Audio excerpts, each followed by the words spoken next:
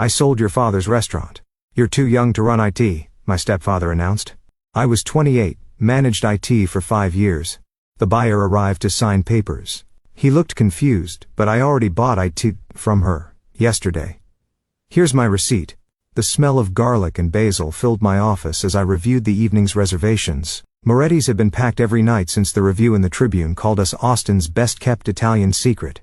5 years of 16-hour days, and Dad's struggling restaurant had become the place to get a table. My phone buzzed. Gerald. Family meeting at the house. 1 hour. I stared at the text. Gerald never called family meetings. In the 7 years since he'd married my mother, he barely acknowledged I was family at all.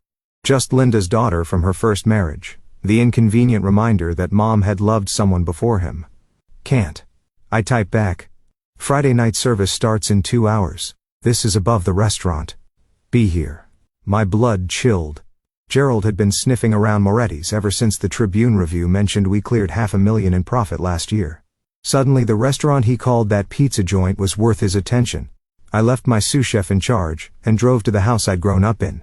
The one where Dad had taught me to make marinara sauce from scratch, where the kitchen still had burn marks from my first attempt at flambe. Gerald's Lexus sat in a dry way like he owned the place. Which technically he did now. Mom greeted me at the door. Her eyes red-rimmed. Sophia, honey. What did he do? She couldn't answer. Gerald appeared behind her, all false concern and patronizing smiles. At 55, he looked like what he was. A mediocre real estate agent could hit the jackpot when he charmed my greeting mother. Sophia, come in, come in. We have wonderful news. The living room had been rearranged again. Dad's leather chair was gone, replaced with some modern monstrosity. His awards from the Restaurant Association had been removed from the walls. Even his scent, Old Spice and kitchen smoke, had been erased by Gerald's aggressive colon. Sit, Gerald commanded, gesturing to the couch like I was a guest in my childhood home. I remained standing. What's this about? He pulled out a folder with a theatrical flair of a man who thought he was clever. I sold Marais. The words didn't compute. They sat in the air like a foreign language, meaningless and strange. You what? Sold the restaurant. Found a buyer willing to pay well over market value. $3 million. Can you imagine? For that little place. That little place, I said slowly, is my father's legacy. And you can't sell it because you don't own it. Gerald's smile widened. He pulled out a document. Actually, I do.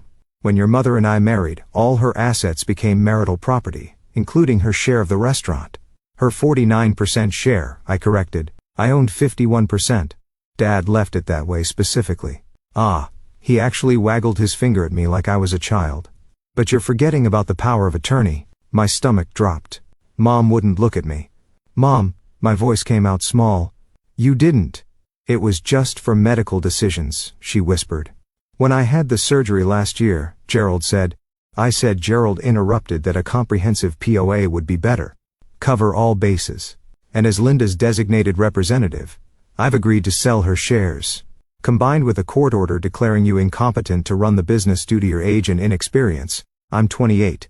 I have an MBA. I've run Marais for 5 years. You played restaurant all the adults weren't watching, he sneered. But $3 million is real money. Time to let professionals handle things. Who's the buyer? James Morrison. He owns that chain of sports bars. He's converting Marais into one of them. Already has plans drawn up. Big screen TVs, chicken wings, the works. I thought I might vomit. Dad's restaurant, where he proposed to Mom over handmade ravioli, where he taught me that food was love made tangible, turned into another generic sports bar. The buyer's coming here tomorrow at noon to sign the final papers, Gerald continued. I suggest you start clearing out your things from the office. Oh, and you're welcome to apply for a management position with the new owners. I'm sure they consider your experience. I stood on legs that felt disconnected from my body. Mom reached for me, but I stepped away. Sophia, please understand, she begged. Gerald knows about business. He said this was best for everyone. Best for his bank account, I said flatly. I drove back to Marais in a daze. The dinner rush was in full swing, servers weaving between tables, the kitchen singing its nightly opera of sizzling pans and shouted orders. My staff, some who'd worked for Dad, who'd watched me grow up in this kitchen, smiled and waved. How can I tell them Gerald had sold their jobs to buy a vacation home? In my office I stared at Dad's picture on the wall. Antonio Moretti, 1965 to 2018. He died in this restaurant heart attack during the lunch rush, still trying to perfect his ball and knees recipe. I'm sorry, Dad, I whispered. I couldn't protect it. Then I saw it. The folder I picked up from the lawyer's office yesterday, still unopened on my desk. Richardson Hospitality Group. They've been courting me for months, wanting to buy Murray. I'd said no every time. This was Dad's place, not for sale. But if it was going to be sold anyway, I opened the folder, read the offer, read it again. Then I made a call. Mr. Richardson, it's Sophia Moretti. Are you still interested in purchasing the restaurant? Absolutely. But I thought you weren't selling. Things change. Can you meet tonight? Name the time. We met at a 24-hour diner across town. Marcus Richardson was everything Gerald wasn't. Respectful, knowledgeable about the restaurant industry, and most importantly, he had a vision for Murray that honored what it was. I don't want to change anything, he assured me. Murray is perfect. I just want to help it grow.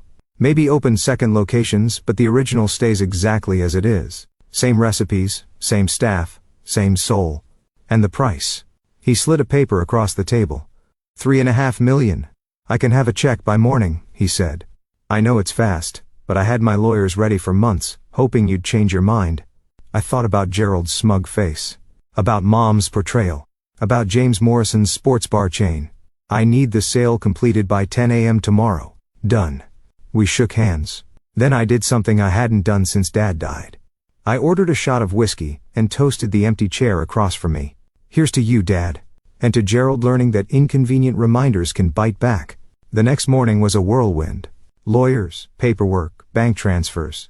By 10:30 I owned a check for $3.5 million, and Marcus Richardson owned Murray with an ironclad contract keeping me as general manager, protecting all current employees and preserving the restaurant's legacy.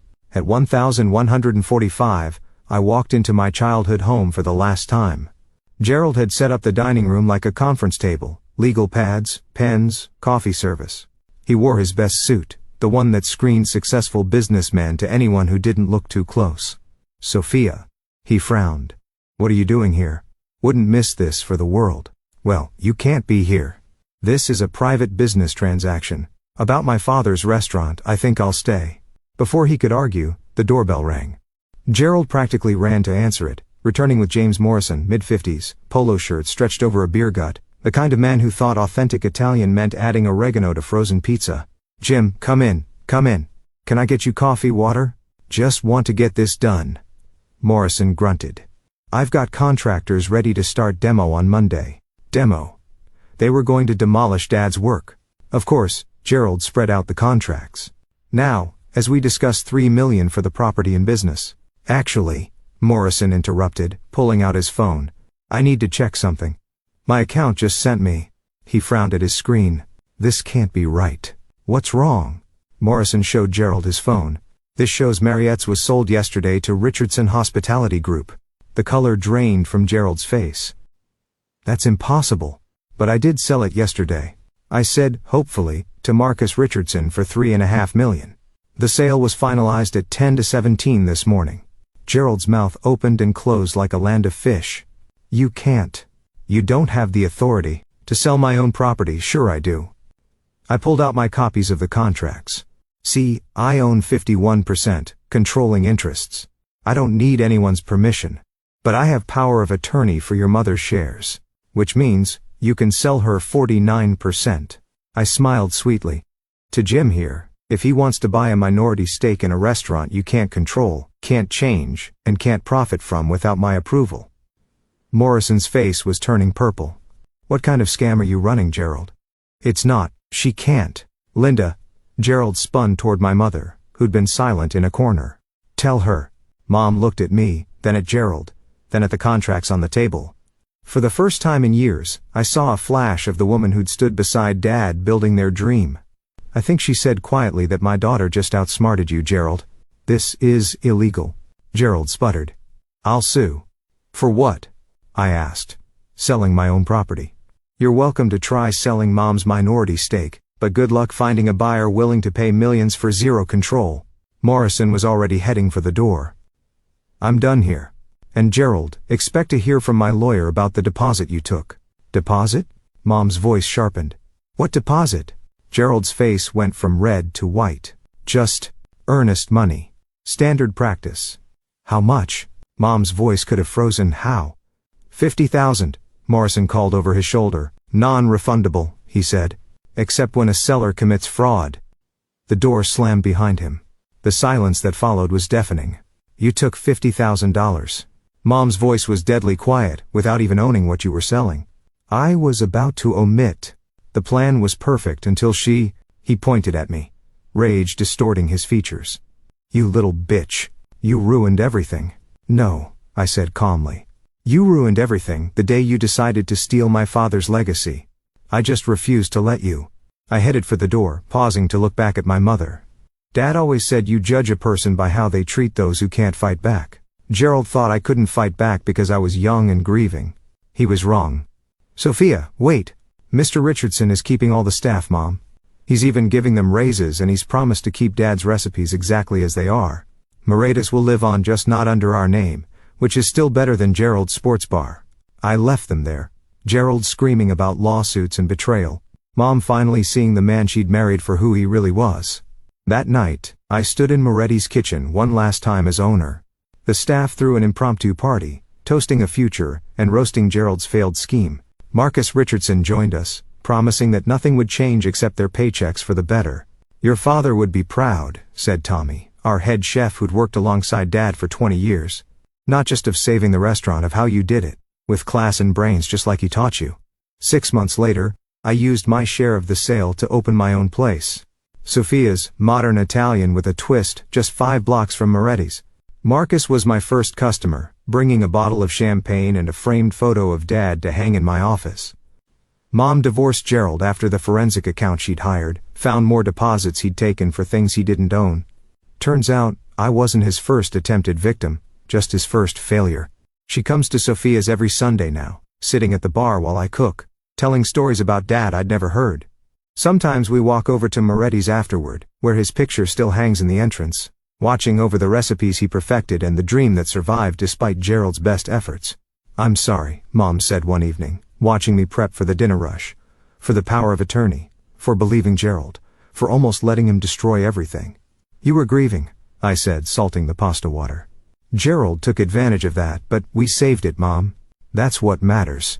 She smiled, looking more like herself than she had in years. You saved it by being smarter than all of us. Tony's right. Your father would be so proud. I think about that sometimes when I'm elbow deep in orders, living my dream built on the ashes of Gerald's scheme. How Dad always said the secret ingredient in any dish was love, but the secret to business was brains. Turns out I inherited both. And Gerald, last I heard, he was selling used cars in Tucson, still telling anyone who'd listen about the millions he almost made. If only his ungrateful stepdaughter hadn't ruined everything. I hope he tells that story forever. It's the only honest thing he's ever said. I did ruin everything. Everything he planned anyway.